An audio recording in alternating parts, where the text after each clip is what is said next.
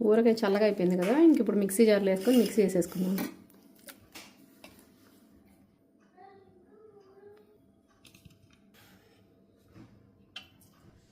దీన్ని తీసి వేరే దాంట్లో వేసేసుకుందాం. మెంతి పిండి కూడా యాడ్ చేసేసుకుందాం.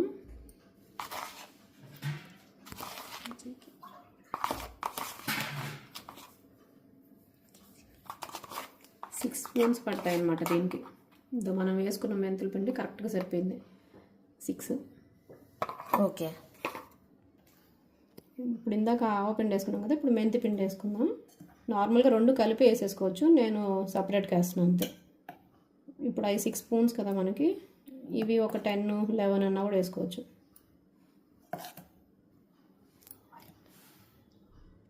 అయిపోయిందిగా, మొత్తం మిక్స్ చేసేసుకున్నాం. తిరగమాత కూడా దీంట్లో యాడ్ చేసేద్దాం. బాగుందా? సూపర్. యాడ్ చేసేసి అయితే ఇంకా మన సూపర్ టేస్టీగా ఉన్న టమాటో ఊరగాయ రెడీ అయిపోయింది. రేపటి నుంచి మనకు ఊరగాయనా? ఎస్, ఊరిపోతుంది. రేపు వేడివేడిగా అన్నంలో ఆమ్లెట్ వేసుకుని నేను బాగుంటుంది షూర్గా.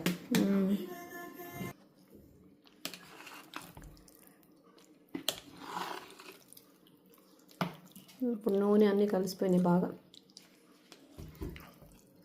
ఇంకా మనం ఊరగాయని స్టోర్ చేసి పెట్టేసుకున్నాం.